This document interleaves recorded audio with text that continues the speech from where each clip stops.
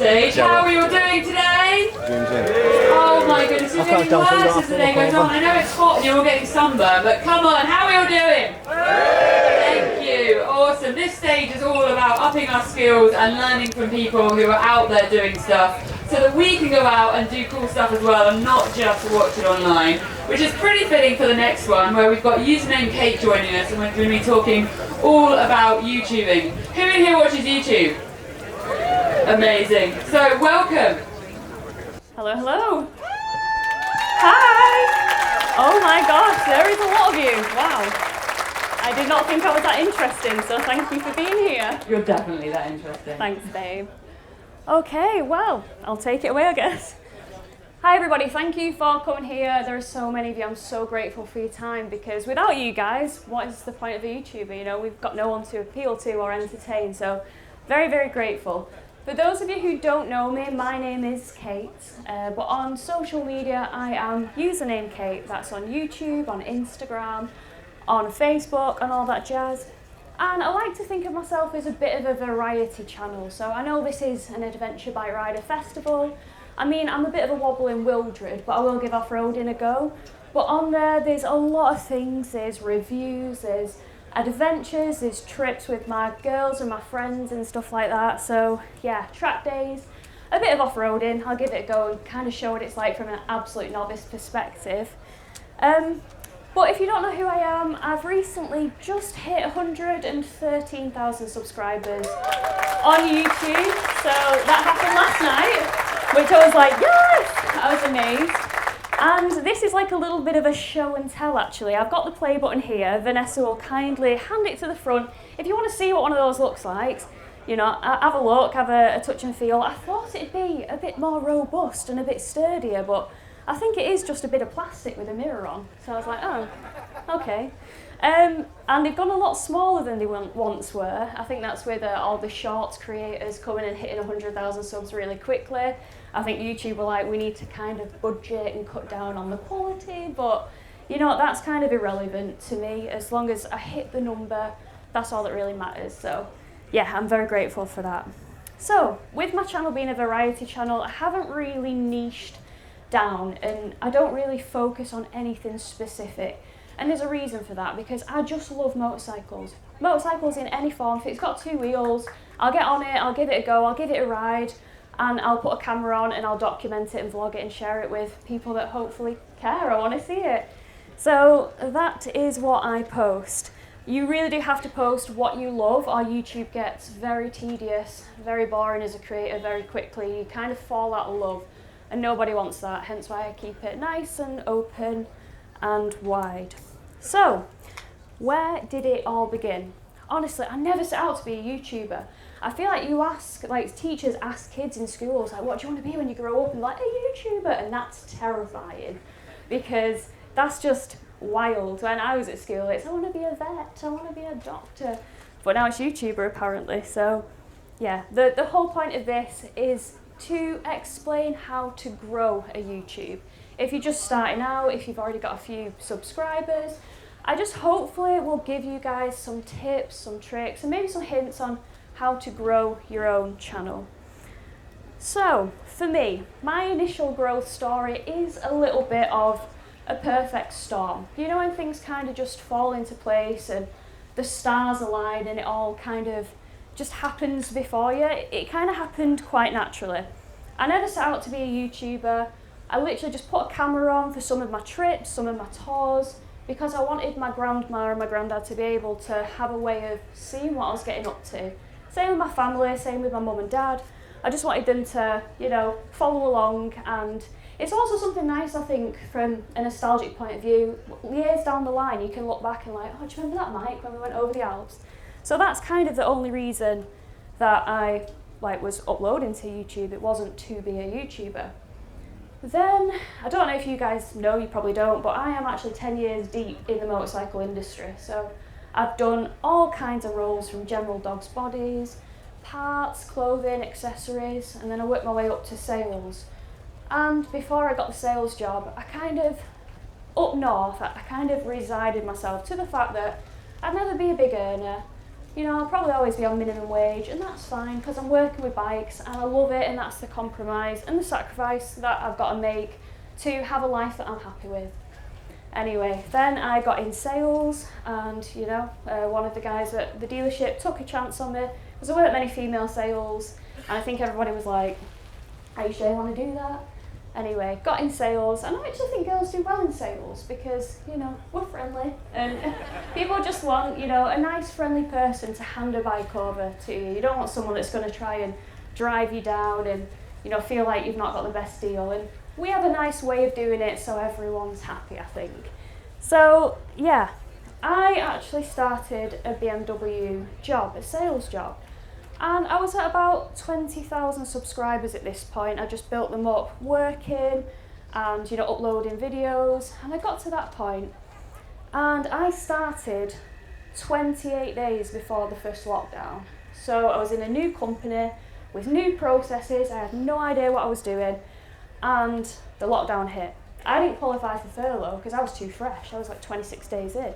So all the salesmen are rubbing their hands like, yes, I get to sit at home and twiddle my fingers and literally get paid like £2,000, this is mint. And I was like, please pick me, I will work, I will graft, I don't know the processes, I know nothing, but give me a chance and I will show you that I'm the best person for the job, please. And they were probably like, this girl's a psycho, but she's keen, so yeah, we'll give her the role. So I was working all through lockdown, and it was absolutely mental. Like, I thought people would be saving up for the rainy day, like no one knows what's around the corner. No, people are like making it rain and just buying motorbikes left, right and centre, mainly cash deals as well, and I'm just like, you guys are mental. Anyway, I was the only salesperson, so consequently the bottleneck is just coming down to me, and all the salespeople that were rubbing their legs like, yeah, I get all this money to do nothing, they were kind of like, oh my God, I wish I'd have said that now because I'd have been earning a lot more than I'm getting on furlough. And to be honest, like I said, I'd always resigned myself to the fact that I'd have like minimum wage jobs because, you know, I want to do bikes, I want to be happy, that's kind of what it takes. I didn't really have much self-belief. And then I'm going to be honest with you guys because hopefully this doesn't sound weird, but some of those months were like £6,000 months, and I've never seen that kind of money come into my account. I was like, whoa! And I was just grafting because I knew that it could all end, the bubble could burst, and literally it'd just be back, you know, on a normal wage. So I just made the most of it, and I just sat on it because I'm a bit of a saver, I'm a bit frugal, and I thought you never know what tomorrow brings. So I just want to keep that to one side. There's a point and a reason why I've said that, and it'll come up just in a moment. So that happened, and I got a call from Teapot One. You'll all know Bruce. We love Bruce, right? So Bruce messaged, he said, do you want to go on my podcast, A Brew Time? I was like, yes, please, Bruce, thank you. And I'm thinking, this is brilliant, because Bruce has a very heavy BMW audience. I've just started selling BMWs. I get access to the demo bikes. I'm working during COVID, but I've got to get to work somehow. So I actually have a reason to be on the road, on the demos. I can just go and I can film it, I can still make content. Everyone's sat at home with nothing to do, so maybe they're watching YouTube. And this is where I say it was a bit of a perfect storm. So I get on Bruce's podcast, and for some reason his audience, you know, some of them thought, yeah, she's all right, this one, I'll subscribe to her. So that quickly grew to 30,000 subscribers. So I'm working away, having nervous breakdowns every single day because I'm the only salesperson, but I'm like, this won't last forever, just graft, you can do it. And then, you know, everything kind of did come back to normal. Salesmen kept seeping in, and then the piece of the pie was, you know, getting thinned out, and the commission schemes moving back to normal. And that was fine because that's life, and I'm just carry on grafting as usual. And then management changed where I was. And I went from thinking, you know, I have a 5-year plan at this place. I want to be here for forever. I want to be top management. No, the management left, and it just went downhill. And it went from being the best place I've ever worked to a place where the best part of my day was coming in on the demo bikes, and that's pretty bad if the highlight of your day is your commute because you're on like a sexy 1,000 hour or something. And I thought, this is not for me. So I was thinking, what can I do? How can I get out of this? I'd saved this ridiculous amount of money that I'd never seen in my bank account before through the lockdown.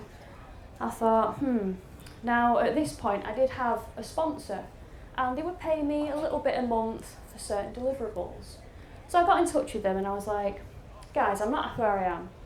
If I double the deliverables for you, will you double the money? And literally they just went, yeah, all right. I was like, okay, send me a contract and I'll quit my job. Thank you. And that's the start of the full-time journey of YouTube 3 years ago. So like I say, it was a perfect storm. It wasn't set out, I wasn't set out to be a YouTuber. It wasn't kind of the plan, but it just grew big enough and I was enjoying it enough that, you know, I kind of found a way to make it sustainable. And then I thought, it's all right if it doesn't quite go to plan, because I've got that bit that I've sat on, that I've not spent, that I've not splurged. So hopefully I can kind of, you know, live a few months and get by whilst it does pick up. Unfortunately, it did pick up and I'm able to do it full time and keep the lights on at home. So that's all I can really ask for. So I have rambled on there and I have some notes because I'm a bit delirious from sunburn, as you can probably tell. So let me just find where I am at. Sorry about this, guys. Is the plaque still circling around? Do we still know where it is? Wait, no, you get your own soon, Tony. That's Man Cave Moto. Make sure you subscribe, please. Okay, so yeah, as I was saying, it's one of those jobs that you kind of you've got to do it as a passion project before you just take the leap. I have a good friend of mine called Moto Bob, and he was telling me a story of two lads that came to him at an event. And I won't mention the bikes because it would very obviously give them away and that wouldn't be very nice, but they just said to him, Moto Bob, we've quit our jobs and we're going to do YouTube. And Moto was like, oh, okay. They were like, yeah, we bought 2 adventure bikes, we're going travelling the world, and yeah, we're going to do it. And he's like, okay, have you got your channel? Like, how many subs have you got? They're like, oh no, we've not started yet. And he was like, oh, wow, doesn't quite work like that, guys. So yeah, I think people do think like that and then they try and pursue it and they burn through the savings at an absolutely mad rate. It's not sustainable. They haven't grown on YouTube as fast as they thought, and then they've got to jump back into a job. So you've really got to kind of be smart about how you do it, and you've got to kind of do it alongside something that is actually allowing you to sustain a livelihood. So what type of creators are there? Well, there's literally no rules. In the motor field or the motor vlogging field, you can kind of be anything, do anything. There is no rules. You could be a reviewer, you could be an adventurer, you could be a variety channel like me, you could be a kit or gear reviewer, which I know Man Cave Moto likes to do a lot of kit reviews, don't you? You love that. You could share your journey. You could share your journey if you are learning and you know want to document your progress, or you know show the world that anyone can kind of do it. Then you know you can do that as well. So there's just so many different journeys and creators that you can be.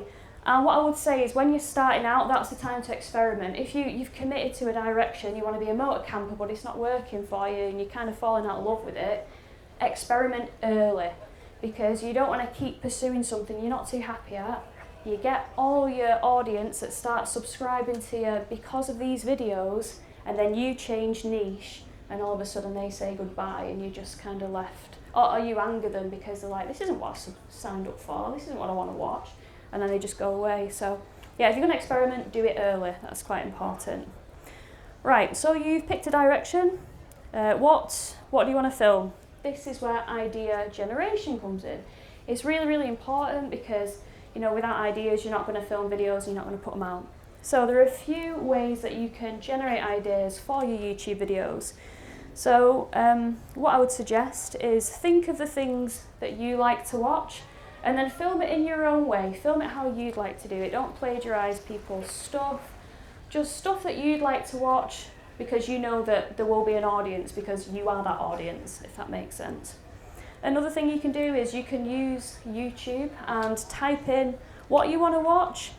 Click on the videos that are clearly doing well because they have good views. Have a look, maybe write down on a notepad what you think they're doing good, what you think they're doing bad. Take inspiration from it. Again, don't plagiarise. The beauty of YouTube is it's actually the second largest search engine in the world, aside Google. So yeah, literally people go on there and search for things like, how many of you guys have searched for the bike that you might want to buy next? Like, you're all doing it because you all want everyone's opinion before you kind of ride and make your own mind up. But it's very helpful, I do it all the time. So yeah, world's largest, or second largest search engine is quite a benefit. Another way, you can utilise content pillars. There are 3 main content pillars when it comes to YouTube, in my opinion. And if you can educate people, if you can entertain people, or you can inspire them, then you've got a little bit of a formula to keeping their attention and getting them watching. So they're the 3 things. So for example, with education, if you want to show, how to do a service on your bike, you could film that. That's educational, because somebody might want to change the oil on their bike and they can watch that video. It's not going to cost them an arm and a leg at a dealer, and they'll feel pretty accomplished because they've done it themselves. You can entertain, you can go on trips, adventures, you can do stuff like that. Anything that's entertaining, if someone finds it appealing, they'll watch. And then inspiring, and again, this is where, crazy journeys come in, and proper bucket list things, or even just people, documenting the journey, like I said, that can be quite good as well. So yeah, the 3 content pillars are a great way to generate ideas, get a notepad, do some mind mapping, all that jazz. And then finally, the comment section of YouTube, that is particularly good because there's questions in there, there's people arguing amongst each other about certain topics. Well, that's a trending topic because people are getting feisty about these things, so maybe there's a video there. Maybe you can talk about something that is a bit controversial, or somebody might mention, something that again triggers an idea. So definitely live in, some comment sections if you are struggling for idea generation. Another thing that I'd say that is super important with YouTube, and I actually kind of accredit it to how I've, the Usernamekate brand has managed to become what it is, and that's consistency. It is so important. I feel like you can't half-arse YouTube. You've got to show up, and you've got to give the audience and the algorithm kind of what it wants. So yeah, I'd argue one of the most important things, consistency builds trust with an audience, and it also signals to YouTube that you are reliable.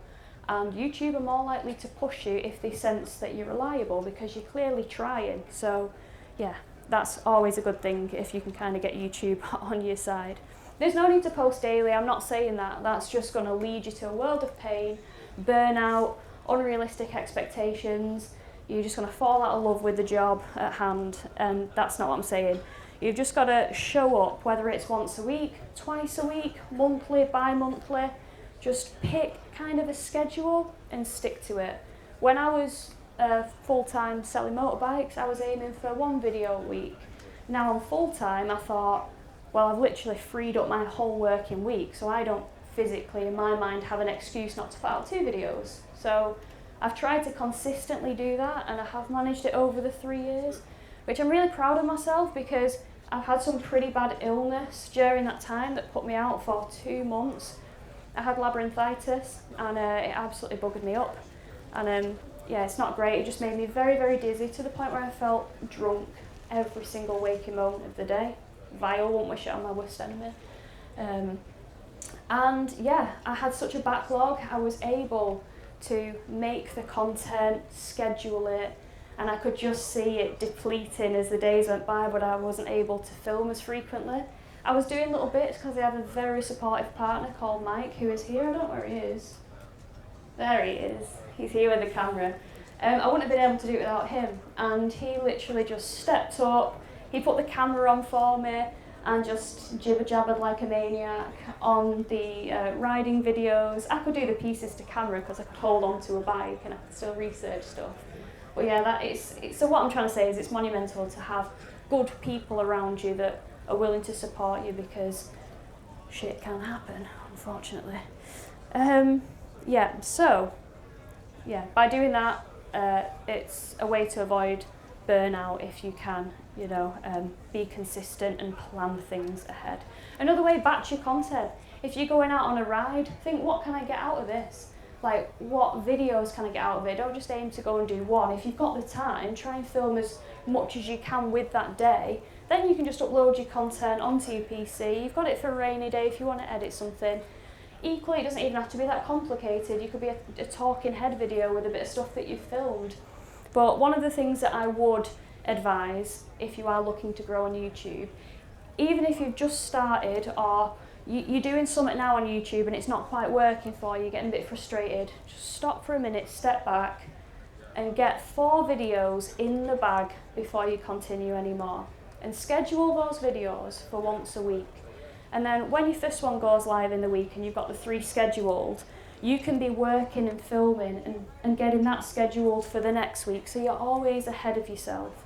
And again, that's a great way to not end up pulling your hair out over YouTube, because you've got a plan, you've got a bit of breathing room, and it is so important, because I feel like people do burn out, think this is not for me, this isn't sustainable.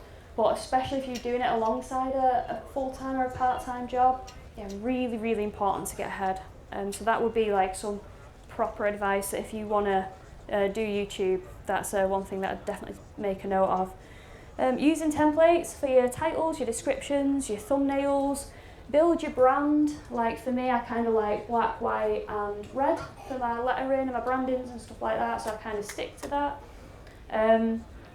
What I would say is, with the titles, you'll find your flow when you keep posting them, but I've got some title advice in a moment.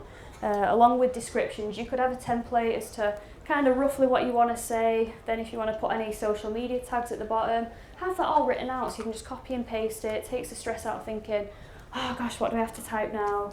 And then it just makes life a lot easier. So I definitely say these things can help to avoid burnout. And always remember that done is better than perfect. Cannot stress that enough. Right, so our next tip, thumbnails, titles, hooks and storytelling, all massively, massively important. If you want to grow, standing out definitely helps. Thumbnails, be bold, be personalised and tailored to your brand. Colour, font, all that stuff is important. If you can have something where a thumbnail pops up and someone can easily identify, oh, that's Usernamekate's channel, they'll click on it. So for me, I have usually a picture of me stood next to a bike and then a real big white bold text with like a shadow beneath it, and that's kind of just what I do. And it also makes your feed look quite nice, so it's quite visually aesthetic. When you do go on the channel, you look, it all looks nice, and I think things look organised and neat, people are more likely to click on it, weirdly, because chaotic feeds I look and I'm like, oh gosh, they have no direction, that's like, where do I even start, what do I want to click on? And I'll tend to probably click off it. So yeah, if you kind of standardise with your stuff, that definitely helps. Titles, there are a few ways to go about them. Searchable terms, SEO terms, are usually very good because that hooks back to YouTube being the second largest search engine in the world. So for an example, a weak title could be Classic 650 Review. A better, more SEO friendly title would be 2025 Royal Enfield Classic 650 Ride Review. Their best looking bike, ? You've put a question mark, you've got the viewer thinking, well, is it the best looking bike? I don't think so, she's smoking crack, I think the bear's the best looking one. And then they'll message in the comments, nah, okay, it's not the best looking bike, it's the bear. And then you get people saying, oh, I think this, and it's just kind of cool to like share opinions. So yeah, asking a question in a title is quite good, but usually just SEO friendly stuff like years and manufacturers and models are really good, because like I said, say in 5 years time somebody wants to buy a second-hand 2025 Royal Enfield Classic, the year's in the title, so it might not be a new bike, but they might want to see what the Royal Enfield Classic 650 came with when it was fresh out in 2025. So you've always got that evergreen content that way, so that's quite good. But it doesn't always relate to reviews. You might not be a review channel, and that's fine. So another weak example would be motor camping in Wales. Great. A better one would be motor camping in Wales on my insert bike here, just because then it's searchable. So people might not actually necessarily be looking for motor camping in Wales, but they might be interested in a Ducati Desert X, and you've put that in the title, so they're like, oh, I'll watch this person. And that's where you got to hook them with your personality, which you will obviously showcase, because you just will. And also, if something didn't go to plan, you can add something like in the title, motor camping in Wales on my Ducati Desert X, what went wrong? Now you've got to be careful with this, you've really got to be careful because people don't appreciate clickbait when it doesn't link to what you're talking about. In fact, it can kind of annoy an audience because they've clicked on the video, you know, intending to watch a certain thing. Well, how did it go wrong? And then if nothing went wrong, or you're like, oh, it just kind of, you know, I fell for that hook, line and sinkers, nothing of interest in that. That's annoyed me. And it goes the other way though as well, like weaponised incompetence, in my opinion, for the sake of clickbait ability, isn't good because people get bored of it. Like, how many things can go wrong? And in your title it's like, this went wrong, and I think it can get pretty old, especially if something doesn't go wrong in it, or if things are constantly going wrong in it. You know, I think it can get a little bit tiring. Next up, hooks and storytelling, they generally go hand in hand. So a hook will grab your viewer's attention within the first 5 to 30 seconds. You've got to hook them, and that's half the battle. But the second half is keeping him there, and that's where the storytelling comes in. So I think it kind of just boils down to like childhood for me. I loved stories as a kid, and I like following it on, you know, with a YouTube series. And I like it because I don't watch TV anymore, so when I was a kid I'd like Coronation Street for the storyline and it was all good. But now I feel like a lot of people watch YouTube for the stories and we're just producing it in a different way, a more like first-hand, you know, way of telling a story. So I think that's pretty good.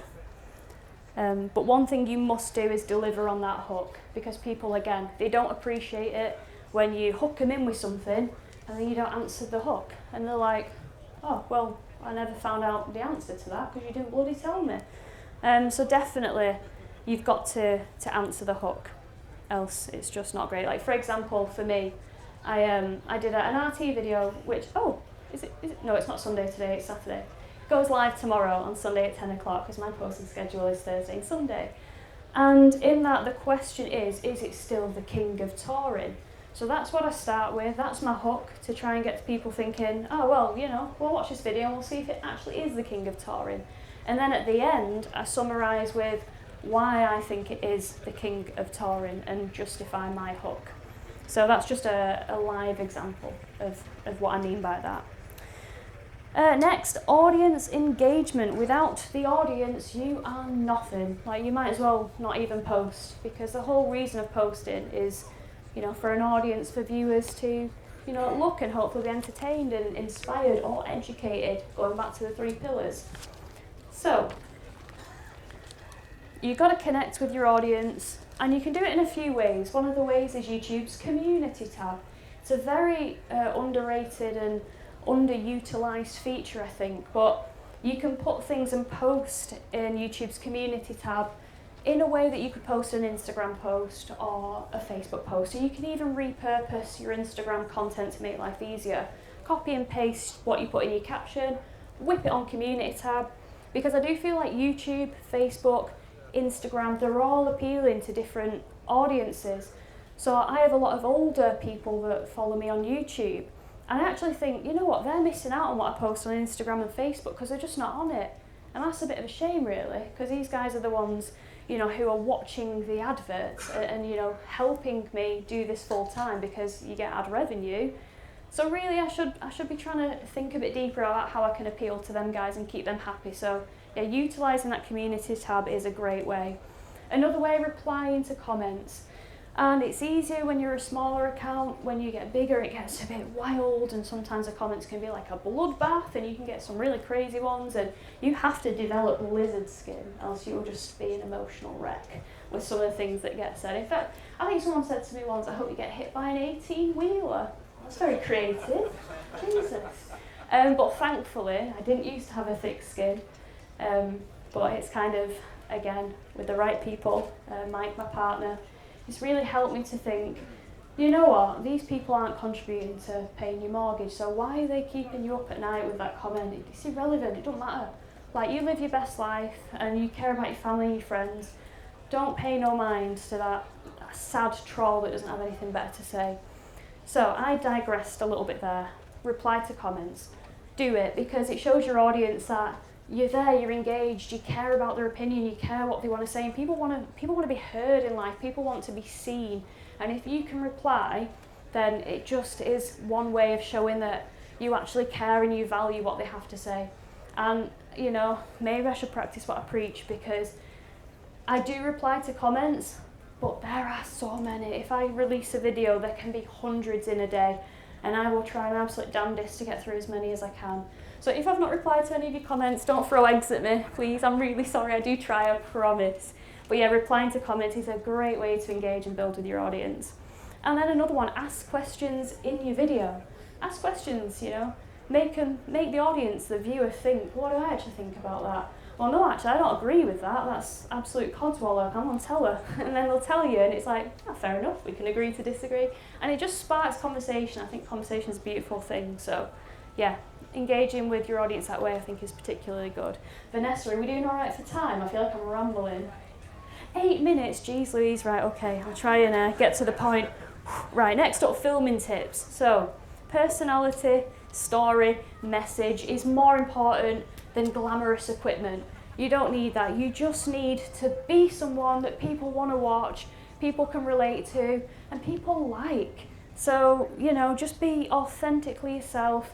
And if you want to start with a phone, I started with a GoPro session, which was literally potato quality, filming a bit of selfie stuff to the phone, uploaded it, edited it on my phone, uploaded it, and managed to grow to 20,000 subs that way. So you don't have to think, oh, you know, I don't have the best equipment, I don't have that equipment.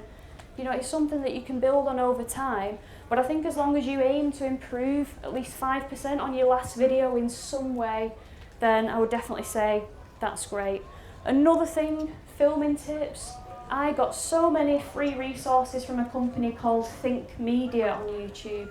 I'm not affiliated with them in any, you know, by any stretch of the imagination, but they were just a great free source to kind of go into what I'm saying now, but on deeper levels and you know, more like delving into a certain topic that's really, really helpful. So yeah, I would definitely say free resources there is great. Monetizing, this is a bit of a tricky one to get right. Credibility before all. You know, when you grow on YouTube, especially as a moto content creator, you'll get things thrown at you, and you know, the temptation of the pound signs can be quite nice, but ultimately your audience is more important than getting that money, in my opinion. I feel like credibility is everything, and that's fine if you use a product and you can hand on heart say, I would use that if the camera wasn't on me, then that might be a brand deal or something that would work and can work, and you can make it so that it's not very salesy. And I personally feel that's a good way for an audience to kind of resonate with you and just feel like you're more like a mate using a product that you can, you know, say is good, and then, you know, you got to believe in it, because and don't promote tat, because you'll get caught out very quickly and people will just be angry that they spent money on your recommendation for something that was crap. So yeah, you've got to be true to yourself. And the audience has got to benefit in a way. I think, if, you know, I'm sponsored by Custom Fit Guards, an earplug company, because I really believe that your hearing is really, really important. And, you know, I'm happy that they give a discount. Kate, affiliate link. It is a benefit to the audience because they get a bit of money off and they might save the hearing or prevent tinnitus. So I'm happy to do that brand affiliation. Summary, right, to finalise, done, posted and out there into the world is better than perfect and sat in your drafts where no one sees it. Just do it, because you've got to do it, you've got to get that experience, you've got to get that feedback from people. If people say that was crap, don't take it negative, think, alright, that wasn't very good, how can I build on that and make it better. The perfect time to post on YouTube is now. Don't delay, don't think, oh, I'll do it then, I'll do it then. Obviously consider that planning that I was talking about, getting a few videos ahead so you can take the weight off your shoulders. But yeah, definitely post now, don't delay, because if it's something you want to do, it can be really worthwhile. And then finally, I think it's just any questions. Does anyone have any questions?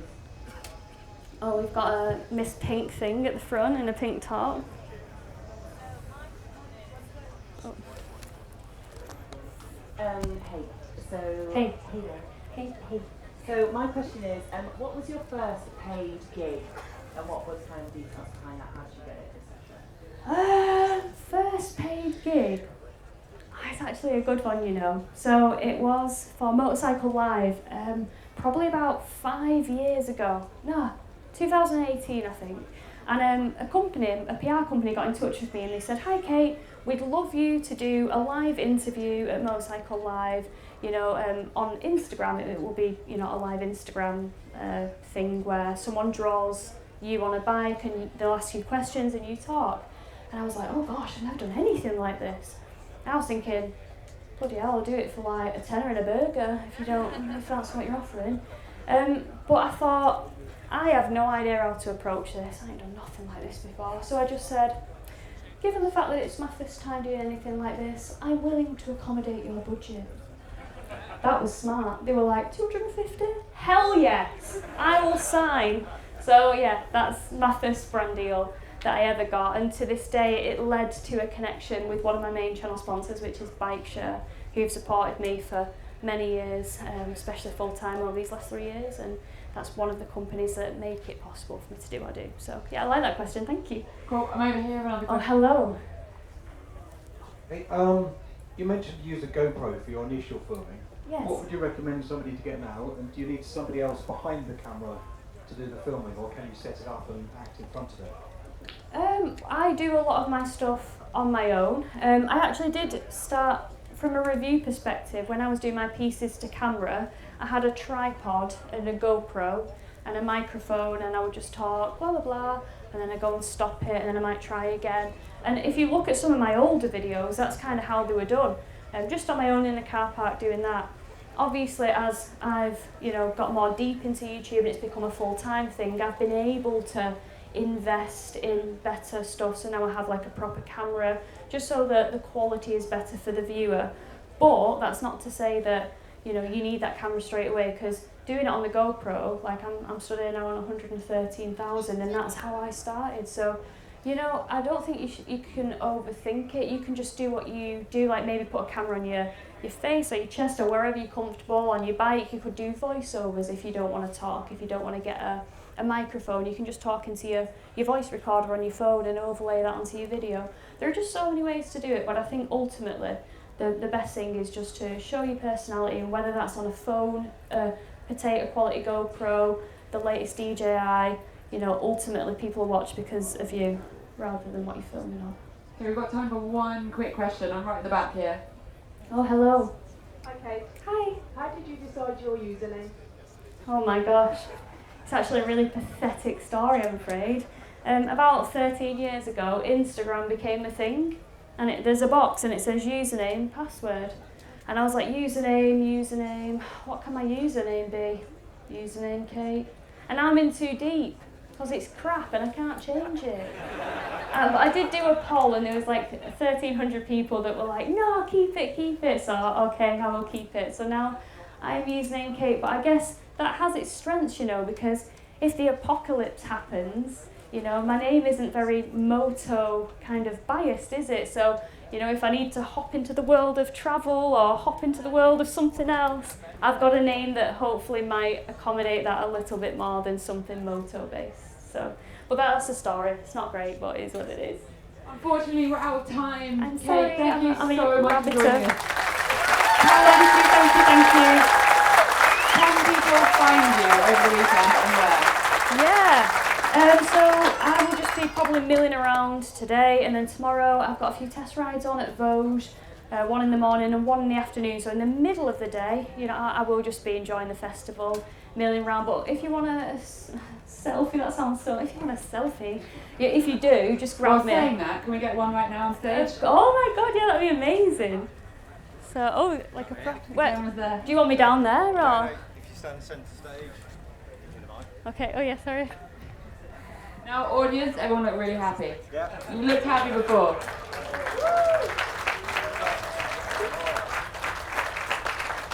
Keep your arms out. Amazing. Thank you, everyone. Right, we're going to have a quick break and we'll be back with Llewellyn and Pavey looking at the perfect bike setup. Thanks so much for joining us. Keep that sunscreen on. All right, trouble. That was so scary. Oh, thank you. You did great. You did so well. Thank you. I really appreciate it, Andy. You're welcome. You're welcome. Thank you. Right. Thank you.